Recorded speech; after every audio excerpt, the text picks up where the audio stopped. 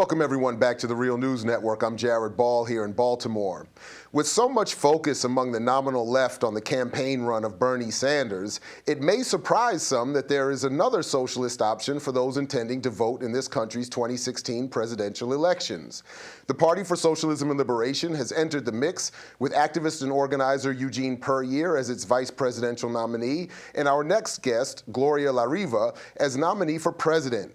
La Riva is a labor, community, and anti-war activist based in San Francisco, California, with a long track record of activism around labor, the rights of the LGBTQ community, progressive movements in Latin America, and developing a movement for socialism here in the United States. Welcome, Gloria, to the Real News Network. Thank you, Jared. Thanks for having us. So, Gloria, let me start by asking, how does it feel to be, in fact, the second, or only the second, socialist in the 2016 presidential elections? Well, Eugene Puryear and I are very excited on behalf of the PSL to be running in these elections. It's early, but we thought it's important with all the attention being paid now to the national elections that we also engage immediately to bring forth a program of fighting for rights for all people in this country instead of for the billionaires and millionaires who are the candidates right now. Well, as I sort of alluded to, many will argue that Bernie Sanders already represents a more viable and socialist option for the 2016 elections. So if you would, tell us what is in fact tell us just a little bit what is in fact the Party for Socialism and Liberation. And please elaborate on anything that distinguishes your group and your organization from that of the Democratic Party or the Bernie Sanders campaign. And then let's talk a little bit about your 10-point platform. Well, first, I think we do recognize that the Bernie Sanders phenomenon is important and interesting because of his numbers that are increasing in support, even though Hillary Clinton was the one who was getting so much attention in the media and was seen as the front runner for the Democrat Party.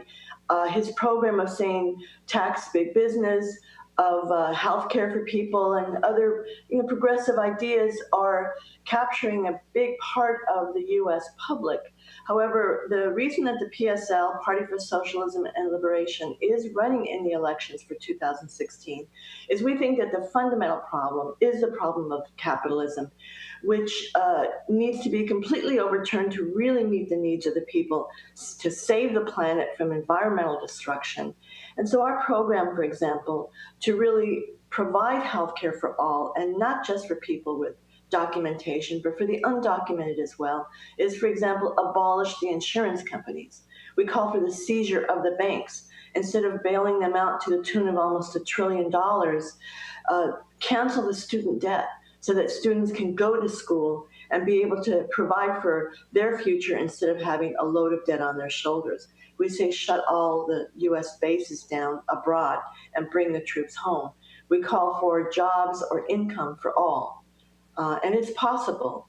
Even under capitalism at this point, there are many things that can be attained, but it will require the movement of the people in struggle and motion. But again, so I know you have heard this already, and you'll hear this a lot over the next year. Why should we support your campaign? Why should anyone support your campaign when, in fact, there is the Bernie Sanders option? Or, as others will argue, this will only, any attention drawn to your campaign would likely hurt the positive potential of what is the lesser of two evils in the Democratic option, or particularly the Bernie Sanders campaign. How do you all address that particular question, particularly around this, around the question of the likelihood that you cannot win? Well, I think we should bring ourselves back to 2008 when Barack Obama ran for president, and he captured really the great attention and support of the people who were fed up with the politics of war, of racism, of George Bush. And yet, after Obama's victory, we saw much of the same. More deportations, more police brutality, more troops abroad, and the extremely repressive nature of the surveillance by the NSA and other agencies. So the same thing will take place with Bernie Sanders or whoever becomes president, because the system is very much entrenched. And we see the elections really in the United States as a way of a panacea, of a way of making people believe that the system does work, that we have our say by voting once every 4 years. And our message in the election campaign of the Party for Socialism and Liberation is that the only way things change in history, in the society, is when the people mobilize and fight for our own rights instead of waiting for a politician to make empty promises that will always be canceled out by the lobbyists who fill the halls of Congress and make the real laws. When people fight back, for example, last year, we saw the phenomenon of Ferguson, which woke everybody up in this country, which drew attention to every police killing that's taken place since then, or virtually everyone, because people fought back in Ferguson, protested for months, demanding justice for Mike Brown.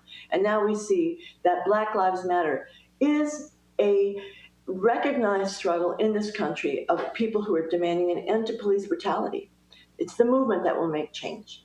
Speaking of which, have you, like the DNC, endorsed the Black Lives Matter call or platform? We are not only supportive of Black Lives Matter and the demands, but also we're part of the movement. Eugene Puryear has been leading in many of the struggles since Mike Brown's murder, and before that in Washington, D.C. And our members have been across the country, in every town where there's been police brutality, been actively in the street, organizing and mobilizing against the police murders.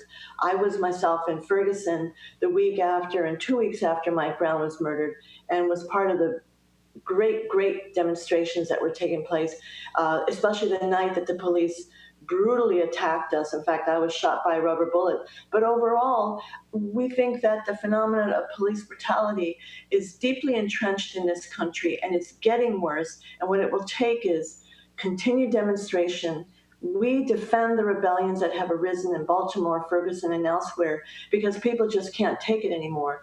And we think it'll be much more needed to bring real justice against the police murderers. And for example, in Albuquerque, New Mexico, there have been almost 30 murders by the cops in about 4 years. And so it's nationwide, this struggle against police brutality. Well, Gloria la Riva, thank you very much for joining us here at The Real News. We'll certainly be back in touch as we continue here to continue the campaign, the campaign and the election cycle for the 2016 presidential elections. Thanks again for joining us.